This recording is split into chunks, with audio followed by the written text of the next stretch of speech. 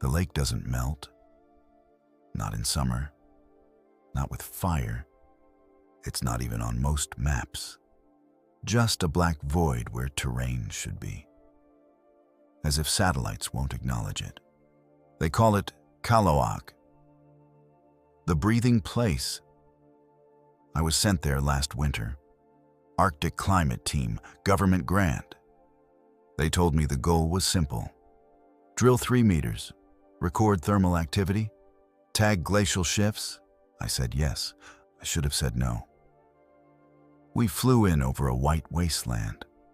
Frozen ridges, black stone teeth poking through snow. But the lake, perfectly smooth. Dark blue ice, and something about it felt wrong. Like we weren't landing near it. Like we were resting on top of something alive. The base camp was a prefab trailer with instruments and satellite links. No Wi-Fi, no town. Just 2 other people. Dr. Lynn, geologist. Marius, logistics, quiet. Smoked too much. The 3 of us took shifts. The first thing we noticed? The ice cracked, rhythmically. Not from temperature shifts, not from weight, but from underneath, every 88 minutes. Like breathing, we drilled on day 3. 2 meters down, the drill head stalled. Didn't snap, didn't seize, just stopped. Like it had hit skin. Lynn said it was a mineral anomaly. Marius said nothing, just smoked and stared. That night, the audio logs picked up. Clicking. Not seismic. Deliberate. Patterned, like language. We played it on loop, slowed it down, filtered it. And it sounded like something knocking. From beneath. 3 knocks, then a pause, then 3 again.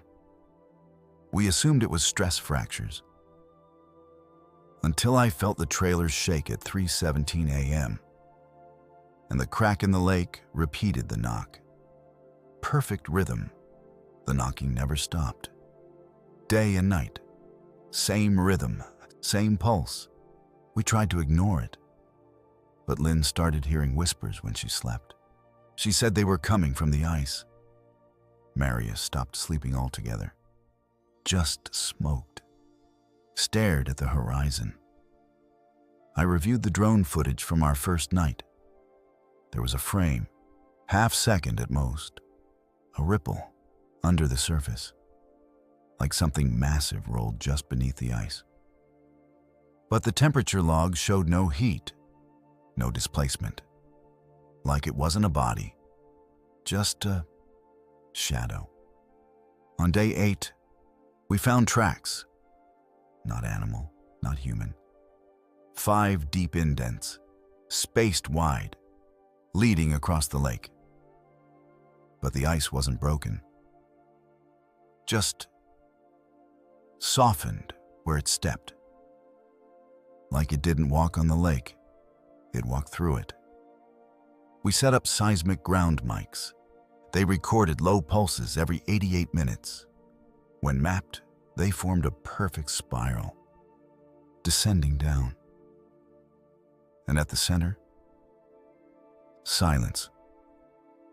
That night, Lynn woke up screaming. Said she dreamed of a mouth beneath the lake. Not a metaphor, a real mouth.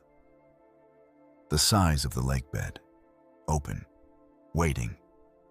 She begged to leave. Marius was already gone, left behind his coat, his boots, his journal. Last page just said, "It called my name. It's been saying it for days. I didn't know it could speak through the ice." We tracked footprints to the lake's edge. But they didn't stop. They just ended. No sign of entry. Like he'd been pulled downward. We sent an emergency signal. But no reply. The satellite feed refused to lock onto our coordinates. We were invisible.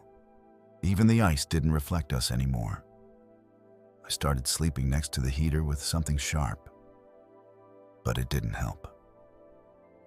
Because on the 10th night, I heard something breathing inside my dream. And when I woke up, the heater was off. The ice had cracked open from the center, and something had surfaced. The thing beneath the ice wasn't a creature. It was a shape, moving like an organ, pulsing without sound, coated in black liquid that steamed upward like fog. I thought it was rising, but Lynn corrected me.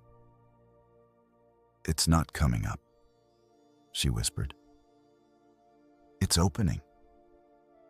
She said it had always been there, that the lake was never water. It was a seal, a biological lid holding something beneath the crust. And our drill? Our seismic pings.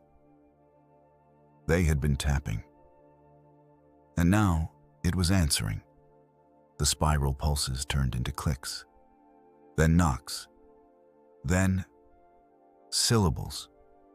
Low, deep, wet. But they didn't echo. They hummed inside our heads. One left, one to see, one to speak. That night, Lynn walked out onto the lake. Didn't say a word. Didn't take a flashlight. She looked up at me through the trailer window and mouthed, "It's already in you." I watched her silhouette step forward and then sink, straight through the ice. No cracks, no splash, just gone. I'm alone now. The clicks have stopped. The pulses have shifted. Now it feels like breathing again. But faster, like it's waking up. And last night, I received a final transmission. Not text, a photo. It showed the camp, the trailer, the lake, taken from above, like a satellite view. But with one difference. The lake was gone, and in its place was an open mouth.